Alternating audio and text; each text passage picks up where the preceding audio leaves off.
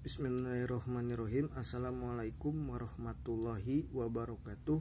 Perkenalkan, nama saya Tony Muhammad Prayoga. Saya mahasiswa Fakultas Hukum Universitas Surya Kencana Cianjur dari kelas non reguler semester 2. Di sini saya akan menyampaikan atau mereview kembali materi hukum pidana pertemuan ke-15. Pertemuan ke-15 kali ini menyampaikan kembali dari materi-materi sebelumnya dari pertemuan ke-9 sampai pertemuan ke-14. Pertemuan terakhir kali ini disampaikan oleh Ibu dosen tercinta dan Bapak asisten dosen tercinta, yaitu Ibu dosen Profesor Dr. Hajah Heni Nuraini SHMH dan Bapak asisten dosen Bapak Dr. Muhammad Rendi Aridayandi SHMH. Pertemuan ke-15 kali ini yaitu meresponsi dari pertemuan ke-9 sampai pertemuan ke-14 atau dari semester 2, pertemuan dari semester 2. Yang pertama yaitu tentang ajaran kesalahan atau pertanggungjawaban pidana.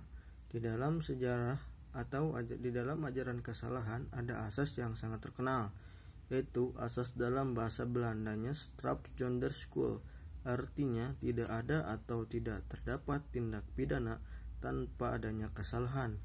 Asas ini tidak akan ditemukan di dalam KUHP, akan tetapi ada di tatanan doktrin. Kesalahan ini adalah keseluruhan syarat. Tidak ada kesalahan ini pembenaran, akan tetapi pencelaan terhadap perilaku pelaku tindak pidana. Dibagi jadi dua, yaitu yang pertama itu kesengajaan atau dolus atau offset yang artinya secara sengaja, dan yang kedua kealpaan atau kelalaian atau kulpa. Berbicara kesalahan ada dua, yaitu kesengajaan dan kelalaian. Tapi dalam arti lain, kesengajaan dan kelalaian itu sama. Unsur-unsur kesalahan yaitu bahwa harus memiliki kemampuan bertanggung jawab merupakan subjek penilaian, atau apakah pelaku dapat dimintai pertanggungjawabannya. Hal yang harus dipelajari dalam hukum pidana yaitu hanya ada 3. Yang pertama pelaku pidana, dan yang kedua perbuatan pidana, dan yang ketiga pertanggungjawaban pidana. Di dalam kesalahan ini harus ada hubungan batin antara pelaku dengan perbuatannya. Apa itu hubungan batin? Baik itu kesengajaan atau kealpaan. Bahwa yang namanya sengaja atau dolus atau offset di dalam KUHP ini tidak ditemukan apa itu pengertian kesengajaan.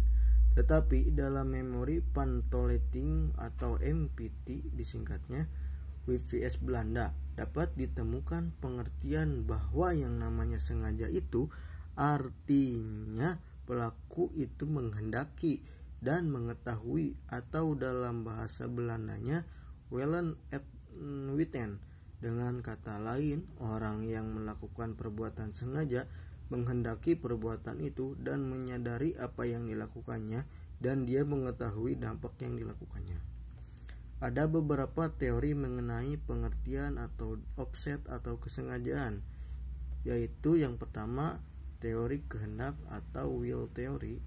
Pelaku harus mempunyai kehendak ketika dia melakukan suatu perbuatan supaya dia masuk dalam unsur kesengajaan. Maka pelaku harus mempunyai kehendak. Kalau berbicara kehendak, maka di situ ada unsur kesadaran. Dan yang kedua foretelling teori atau teori membayangkan. Pelaku dapat membayangkan, jadi kalau dia melakukan sesuatu perbuatan pidana, maka pelaku harus bisa membayangkan apa akibat yang akan timbul ke depannya. Ini teori dalam praktek.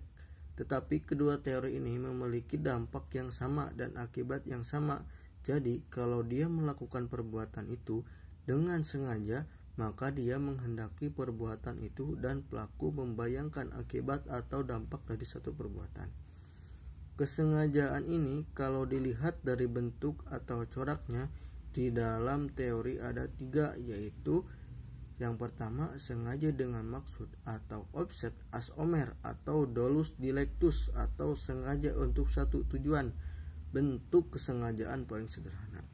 Dan yang kedua, kesengajaan keharusan, yaitu satu kesengajaan yang memang dituju oleh pelaku tetapi sebetulnya pelaku itu tidak menghendaki. Dan yang ketiga, kesengajaan dengan segala kemungkinan atau kesengajaan bersyarat atau dolus eventualis yang semula terjadi tapi benar-benar terjadi. Apabila kita berbicara kesalahan, maka kesalahan itu adalah unsur subjektif, yaitu berbeda dengan kasualitas dan melawan hukum merupakan unsur objektif. Kenapa disebut unsur subjektif? Karena kesalahan itu berada di diri pelaku. Ketika kita berbicara unsur-unsur kesalahan, maka yang pertama, seseorang itu bisa dimintai pertanggungjawaban pidana kalau dia punya unsur kesalahannya, dan yang kedua, yang bersangkutan bisa dimintai pertanggungjawabannya. Pertanggungjawaban pidana kalau dia mampu bertanggung jawab, dia di sini adalah pelaku tentunya. Dan yang ketiga, antara pelaku dengan perbuatannya harus memiliki hubungan batin. Jadi pelaku harus menyadari, pelaku harus dapat dimintai pertanggungjawabannya. Dan yang keempat, dalam kesalahan ini tidak ada alasan pemaaf. Itu namanya kesalahan atau kesengajaan atau dolus. Sedangkan sifatnya kesengajaan itu ada dua, yaitu ada kesengajaan berwarna atau obstacular, artinya bahwa sengaja untuk berbuat jahat. Jadi pelaku itu memang melakukan perbuatan itu sendiri dengan sengaja, bukan karena kesempatan, tetapi dengan sengaja dengan maksudnya. Tetapi di sini kesengajaannya merupakan perbuatan melawan hukum. Teori ini sebetulnya sudah tidak dianut di Indonesia karena memberikan beban yang sangat berat kepada hakim di dalam proses pembuktian di persidangan. Dan yang kedua, ada kesengajaan tidak berwarna atau careless onset. Inilah teori yang dianut oleh hukum pidana di Indonesia. Ada asas yang namanya lex jurisdictas vita atau suatu perbuatan, maka setiap orang yang dianggap mengetahui karena setiap undang-undang sebelum diberlakukan biasanya dimuat di dalam berita negara dan diumumkan. Pembagian jenis-jenis kesengajaan, yang pertama yaitu dolus determinatus, dan yang kedua dolus indeterminatus, dan yang ketiga dolus alternativus, dan yang keempat dolus generalis, dan yang kelima dolus generalis, dan yang keenam dolus intellectus atau ero hactum, dan yang ketujuh dolus primeratus, dan yang terakhir dolus repentinus atau disebut juga Hastanmer dalam bahasa Jermannya. Selanjutnya, jika terjadi perkelahian atau pembelaan diri atau pembelaan diri melampaui batas atau biasa atau overmet, terpaksa ada dua hal kemungkinan, yaitu yang pertama perbuatan dimaafkan dan yang kedua perbuatan dibenarkan. Kalau itu sebatas pacar mungkin dalam masuk kategori pemaaf, tetapi kalau kakak atau adiknya atau orang lain masuk ke dalam ajaran pembenaran. Kealpaan ini merupakan kebalikan dari sengaja. Kealpaan ini ada beberapa bentuk, yaitu yang pertama kealpaan atau culpa, yaitu kealpaan berat. Diatur dalam pasal 359, berbunyi barang siapa kealpaan yang menyebabkan orang lain meninggal. Salah satu contoh kealpaan berat adalah karena kelalaiannya, yaitu menyebabkan orang lain meninggal secara fatal. Yang kedua, kealpaan lepis atau lepissima, yaitu kealpaan ringan. Ditafsirkan ringan yang seperti apa dulu?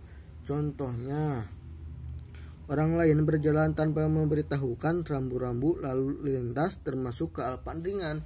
Menentukan bertanggung jawabnya seseorang yang melakukan kesalahan, baik kesengajaan ataupun kelalaian, bergantung keadaan batin atau jiwa seseorang. Ketika seseorang diperiksa mulai dari penyidikan Selalu ditanya apakah Anda dalam keadaan sehat jasmani dan rohani, ini merupakan hal penting untuk ditanyakan meskipun terlihat seperti basa-basi saja. Kenapa penting? Karena kemampuan untuk bertanggung jawab nantinya diatur dikategorikan ada 3, yaitu yang pertama deskriptif, yaitu yang menyatakan, dan yang kedua normatif atau menilai, dan yang ketiga sistem deskriptif dan normatif. Dan di Indonesia menentukan bertanggung jawabnya menggunakan deskriptif dan normatif, yaitu sistem nomor 3, yang artinya keadaan jiwa dari pelaku itu sangat menentukan sekali. Tapi yang menentukan ini adalah seorang psikiater, ahli jiwa atau dokter jiwa atau psikolog. Oleh karena itu, hakim secara normatif akan menilai bagaimana pendapat para ahli. Proses pemeriksaannya ditentukan oleh pengadilan. Keadaan jiwa atau disebut sebagai penyakit jiwa dibagi menjadi 4, yaitu yang pertama dapat dikatakan tidak mampu bertanggung jawab, contohnya orang yang memiliki penyakit kleptomania. Dan yang kedua orang yang mempunyai traumatik tertentu, yang sukanya membakar barang atau benda yang membahayakan orang lain. Yang ketiga claustrophobia, orang yang berada ketakutan di ruang yang sempit atau traumatik. Seseorang yang pernah diculik atau disandra atau biasanya banyak terjadi kepada tentara atau polisi yang baru saja perang dari medan perang atau latihan peperangan. Makanya biasanya orang yang baru pulang dari operasi militer suka diperiksa kejiwaannya, dan ketika dia berada di ruang yang sempit dan ada orang di dalamnya, dia bisa melakukan pembunuhan karena dia merasa sedang dalam penyekapan dalam kondisi berbahaya.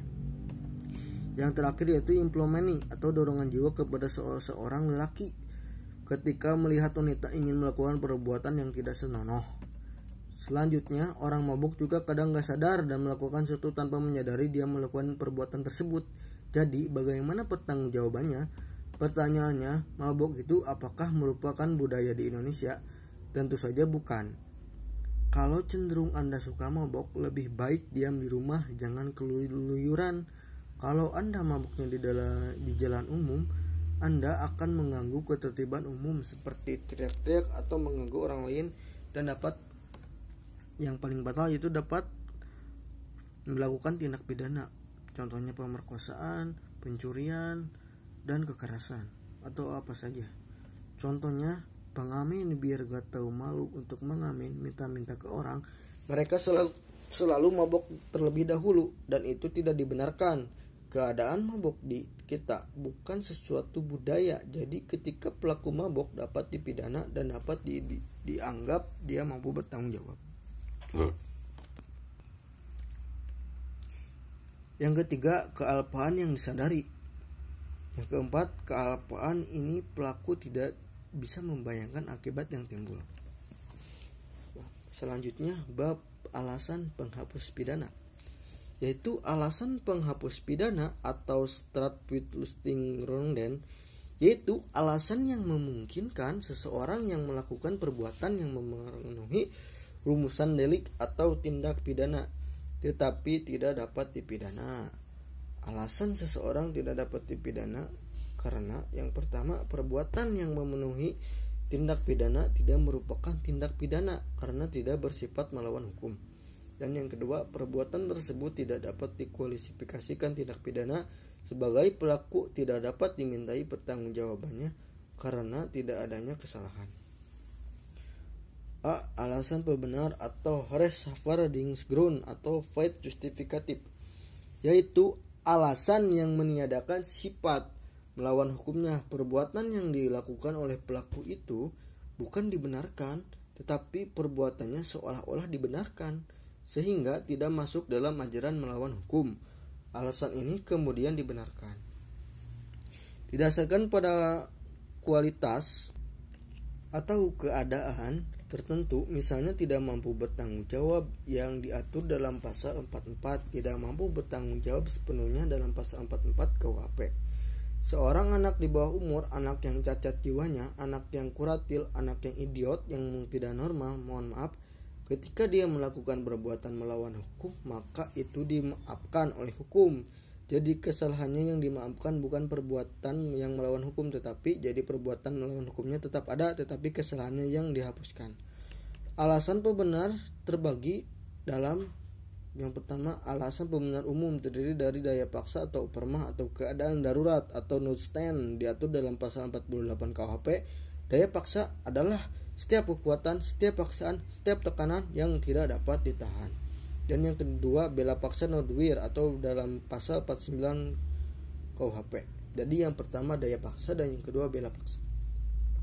Dan yang ketiga atau melaksanakan perintah undang-undang atau dalam bahasa Belandanya WSJ Prescript dalam pasal 50 KUHP. Yaitu harus ada pertanggungjawaban atau perbuatan pidana melaksanakan undang-undang untuk kepentingan hukum. Dan yang kedua, perbuatan tidak terbatas pada perintah undang-undang saja, tetapi juga atas wewenang yang diberikan undang-undang.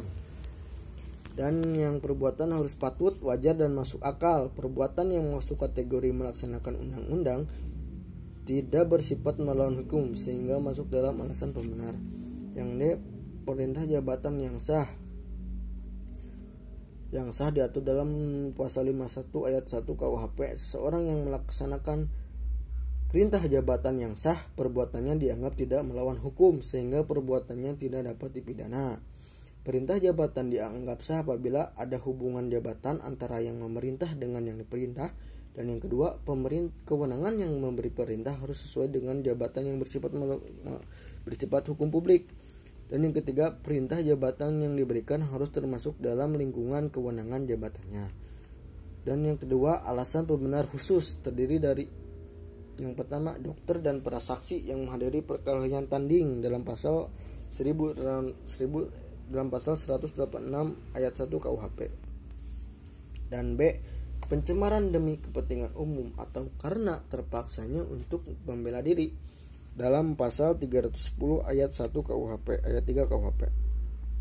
Dan C, yang dihina dengan putusan hakim yang menjadi tetap dinyatakan bersalah atas hal yang dituduhkan dalam pasal 314 KUHP. Alasan pembenar di luar undang-undang seperti hukum disiplin dari orang tua atau guru. Pertamanya, kewenangan jabatan dari dokter atau apoteker penyelidikan ilmiah. Dan yang fungsi negatif dari bersifat melawan hukum atau material atau ontrekon atau negatif atau pan material restrictive. Misalnya Ares Hugerod tentang dokter hewan, Jo putusan Mahkamah Agung tentang Markus Effendi.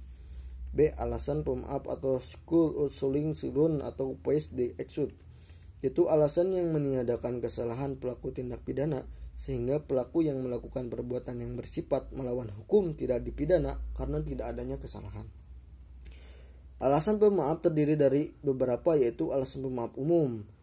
Yang pertama, ketidakmampuan bertanggung jawab dalam pasal 44 KUHP. Dan yang kedua, daya paksa dalam arti sempit atau opermah in engine dalam pasal 48 KUHP.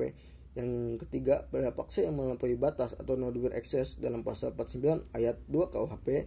Dan yang keempat, perintah jabatan yang tidak sah atau onbefug gegeven amtelig bevel dalam pasal 51 ayat 2. Dan yang kedua, alasan pemaaf khusus, yaitu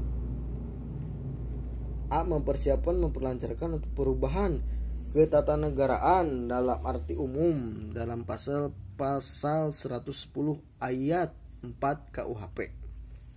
Dan yang ke B, penarikan kembali pembujukan untuk melakukan kejahatan dalam pasal 163 ayat 2 bis KUHP.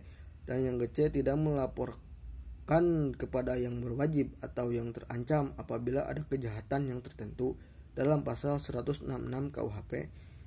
Dan yang D, pencurian antara suami istri dalam pasal 367 ayat 1 KUHP. Dan yang ke E, insubordinasi tidak jadi dalam pasal 464 ayat 3 KUHP. Dan yang ketiga, alasan pemaaf di luar undang-undang, yaitu tidak adanya kesalahan sama sekali atau taksi. Dan yang ke B, ada alasan peniadaan pidana putatif. Sekian dari saya, mohon maaf bila masih banyak kekurangannya. Ini adalah responsi dari pertemuan 9 sampai pertemuan 14. Pertemuan ke-15 kali ini menyatakan responsi dari pertemuan-pertemuan sebelumnya atau mengulang kembali. Pertemuan ke-15 kali ini saya sangat berterima kasih kepada Bapak dosen dan Bapak asisten dosen. Saya Tony, mohon maaf bila masih banyak kekurangannya. Wassalamualaikum warahmatullahi wabarakatuh.